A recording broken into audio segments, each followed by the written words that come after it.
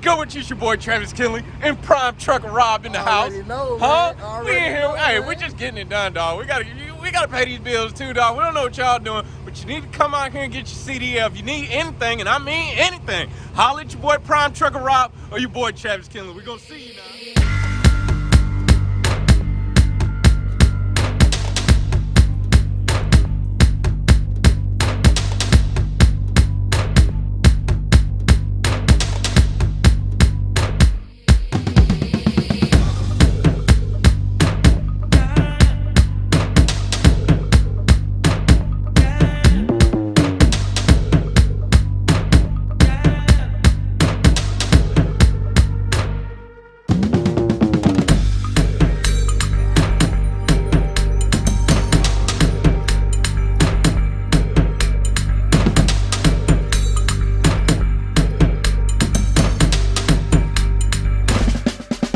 What's good with you? It's your boy Travis Kinley coming back to you with another one. Before we get it kicked off, let me mention two things. First thing is, every month the crew, the OTR crew, we want to say thanks to an in-house employee at Prime. We do so through our website, www.otrcrew.com. If you select tip, somewhere near the right hand top corner there's a tab says tip.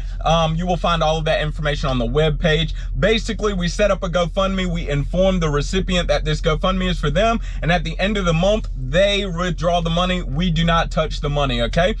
So that's number one. Number two, I started a 10-day giveaway yesterday, and you can check out the details of that 10-day giveaway in my second to most recent video, weird trucker giveaway, something of that nature. 10-day giveaway, why not take part? And I'm honestly thinking, you know, I'm just so grateful for all of the subscribers, everyone who follows the channel and interacts with me.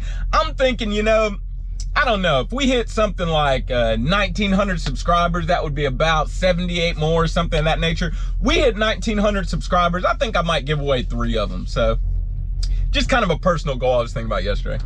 Nevertheless, I want to get this video kicked off because I turn the air off every time I do a video, so it gets a little warm while I do it. I want to get this video kicked off. So in recent videos, I've talked about how I run a team truck as far as scheduling and everything of that nature. But I've always buried it in the middle of videos. So right now I want to actually make a video specifically for this because occasionally I get questions for it. First, I want to start with why do I do it this way? Kind of the philosophy behind it, okay? We as people are habitual creatures. Generally speaking, the majority of everyone on this globe does the exact same thing every single day. Most of everything that we do is the exact same way. We wake up, we generally get up about the same way, right? No one decides, oh, today I'm gonna cut a front flip or something when I wake up. We go in the bathroom in the morning, you start brushing your teeth and everything. Almost everything is in the same order every single day. You get in your car, you start your car. Almost everything, what you're looking at, what you're doing is in the same order every single day. When you start the truck, I'm generally looking at the same things and about in the same order every single day. You get to your office, if you work in an office, you're doing about the same thing every single day. You sit down, put your bag down, check the voicemail, yada, yada, yada. It's just, we're habitual creatures. We're creatures of habit, creatures of repetition. Oftentimes when people are trying to learn, you're trying to memorize something, what do? Repeat it until it becomes a habit, until it becomes a pattern in your mind. I tell people it's the best way to remember the pre-trip. Don't stress about it. Just read it over and over. Do it over and over until it's just ingrained in the brain, okay? I approach scheduling a team truck not in the exact same manner, but in about the same manner. What I shoot for is consistency. I shoot for a structure, something someone can lean and depend on. One thing I may have mentioned in earlier videos, I had this co-driver, Doug. Shout out to Doug, brother. I miss you. I'm so glad we're connected through Facebook and talk via cell phone every now and then. Man, I had such a great time with you. Let me fix the camera here. I had such a great time with you when we were co-drivers. I miss you, dude. I'm glad you're doing well, man. I'm glad you're doing well. I'm glad you're living it up, bro. Nevertheless, when me and Doug were co-drivers, one thing I realized was when me and Doug got in a groove, okay, when we finally got in our groove and we finally got in our routine, that's when the money started rolling, right? It was company, but still, that's when the money was rolling. That's when everything was going smooth, when we got in the groove. So what I mean by groove is like, When it was time to switch shifts, it was like I'm waking up about an hour early, or Doug will call me and say, hey, we're about 30 minutes from the stop or something like that. You know, I'm up while he's moving, I'm getting ready, I'm putting things up. Boom, when we switch, it takes about 5 to 10 minutes, you know what I'm saying? A pre-trip gets started, then boom, truck takes off again. Same thing over and over. The switch started getting seamless, easy, you know, no effort. Everything was just locked in a groove, okay? Once we got into that habit, into that repetition, that's when things started working smoothly, because we're people like that. People, despite what most people may know or believe, almost everyone enjoys structure, right? Children like parents that they know they can depend on. I know my dad is coming home. I know mom's coming home. I know that they love me. I know that they'll be here every day. They enjoy a consistent parent. If you're reading to them every night and then you almost try to take the night off, they want to know, are we reading tonight? You know, are we doing this today? Because they want that consistency, that groove. That's how it makes us feel safe and secure as people, right? So I approach scheduling Team Truck in the exact same manner. As I've mentioned in other videos, here is how we run our truck. My co-driver's not here, but any truck when a co-driver's with me, here's how I run. And when I start training, I intend to start training eventually. This is how I intend to approach training as well, okay? So we work 12-hour shifts. Let's start with that. The first kind of layer is working 12-hour shifts. With me and Doug, I think we chose 6 to 6 or 4 to 4 or something like that. With my current co-driver, we are running 8 to 8, 8 a.m. to 8 p.m., 8 p.m. to 8 a.m. I am the 8 a.m. to 8 p.m. person, and Darlene is my co-driver's name. Darlene is the 8 p.m. to 8 a.m. driver, okay? Excuse me. Now I get it. You really have a 14-hour clock, yada, yada, yada. Well, we do 12-hour shifts. Now, within the 12-hour shift, well, before I move on, the 12-hour shifts are scheduled according to Central Standard Time, okay? We keep Central Standard Time on the dash, so you never have to do the math, looking at your phone, what time zone am I in, yada, yada, yada. It's on the dash at all times. Doesn't matter where we travel, it's on the dash. That's what time it is. That's when we switch. It's our switching clock, if you want to call it that. All right. Second rule is this: within your 12-hour shifts, you are expected to advance the load. That means be in drive status, not just on duty, pre-tripping or fueling. No, you are expected to advance the load in drive for 8 to 9 hours per day. And I would prefer you not do it 9 hours every day per day, because that's going to mess up your recap hours. If you have watched Hours of Service, I think it was 102, that was all about recapping. That was 102. You watched Hours of Service 102, that was all about recapping hours. I prefer to recap hours all the time, because then I'm never forced on a 34-hour reset. Instead, I can take my 34-hour reset whenever I choose to. Theoretically speaking, I can run my truck indefinitely until Travis decides he needs to take a break. So I give that same 8 to 9 hour approach to teaming as well, except we're both recapping, right? Ideally, this is how it works. So within the 12 hours, you're responsible for advancing the load 8 to 9 hours a day. Would prefer you not do it 9 hours a day every single day. As a matter of fact, if the load has enough time on it all the time, just do 8 hours and call it a day. Well, you probably did the math. 12 minus 8 is 4. What am I supposed to do with the other 4 hours? As long as you don't need to fuel or something related to the business, then do whatever it is that you please. That means this is the time when you want to take a shower. This is the time when you want to do laundry. This is the time.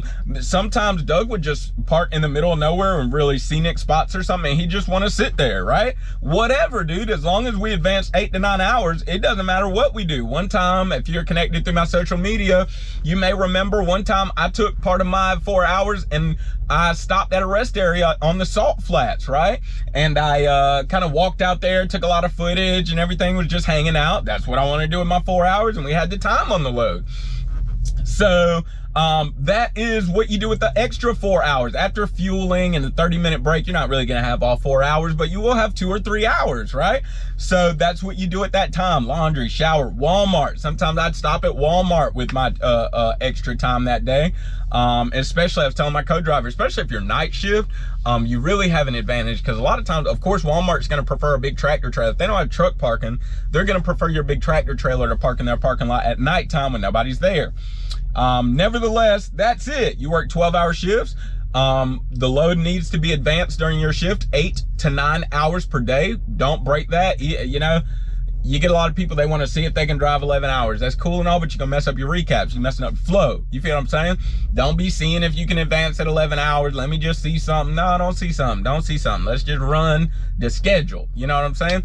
Nevertheless, 8 to 9 hours a day with the extra time, you do whatever you please. One response that I usually get with this method, right? There's lots of methods to running a team truck. I'm not saying this one's the best or anything like that, okay? Y'all know, if you've been following me long enough, you know I'm not that type of guy.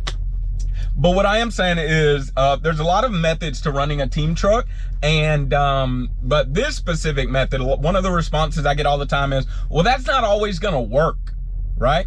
Sometimes the load's too hot. Sometimes, you know, I may start at 8 a.m. I may be done by 5 p.m., but the load's due by 7 p.m. and your co-driver don't start till 8 p.m. Here is what we do with that, okay? What we will do is, if in that position, right, I'm done by, I think I said 5 p.m. or something, whatever, and the load is due by 6:30, let's call it 6:30 p.m. I'm either A, going to choose to work extra that day, right? Or when I started my shift, I probably would have just put us as close to the 90 as possible or something of that nature, and just, but nevertheless, or if they had overnight parking, you see what I'm saying? But anyways, let's say all of that didn't matter. The load is due at 6:30. I'm off by 5. I'm done with my 8 to 9 hours a day. I'm either going to choose to work the extra hour and a half and then ensure later in the week that one of my days is shorter by an hour and a half, or my co-driver can choose to get on the clock an hour and a half early, right? Yeah, an hour and a half early. I think I said 6:30. Can choose to get on the clock an hour and a half early, and then we will do a correction. Okay, it's kind of like the stock market, you know, a stock will be trading extremely higher than the actual valuation of the business. And all of a sudden you get a correction, it goes back down and starts trading at its actual value, right?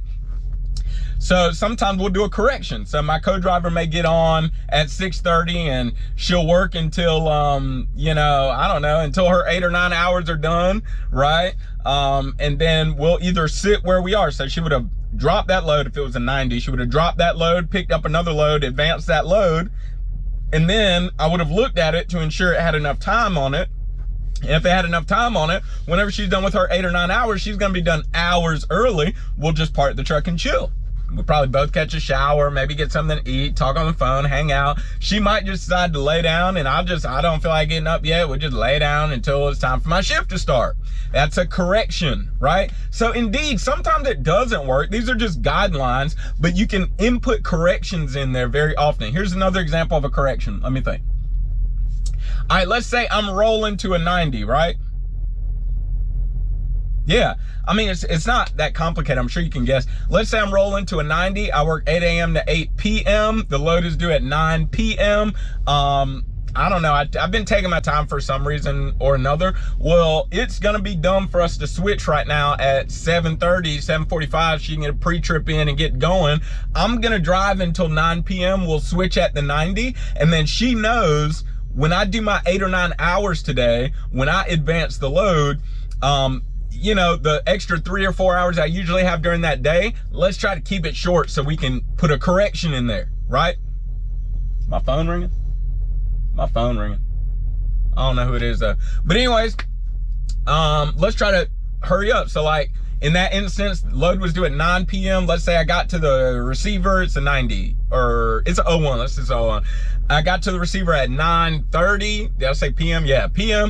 I got to the receiver at 9:30 p.m. I'm docked by 10 o'clock p.m. We switch, right? Her shift starts at 10 p.m. It's a drop and hook. We're gone by 11 p.m. or something, right? Like that, right? 01 again. She starts advancing the load. 8 hours later is 7 a.m. With a 30-minute break, we can call it 7:30 to 7:45 a.m. It's about 8 a.m. It's time for me to start. So that day, you know, we know this isn't the shower or the laundry day, but usually, I mean, almost every day, unless it's drop or pickup day, it's a potential shower, laundry, or Walmart day, unless the load is hot.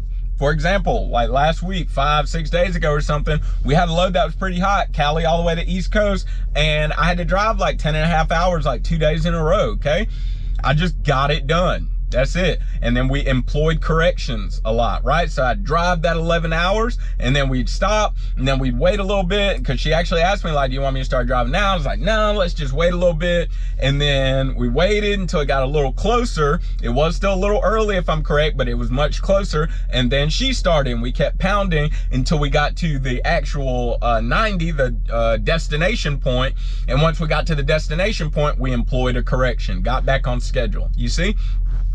So sure, sometimes it doesn't work. Like, that's one of the responses, like I was saying. However, 9 times out of 10, it's so easy to put yourself back on the schedule.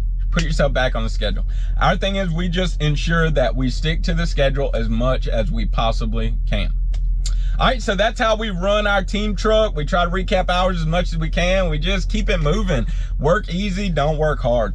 Nevertheless, don't forget those 2 things, otrcrew.com, go to tip and you'll see it. And then the second is my 10-day giveaway. Go to my second to last video. Listen, it's your boy Travis Kinley. Don't forget, it's not about what you believe, it's why you believe it. I'm gonna holler at y'all soon. Find you somebody to love today.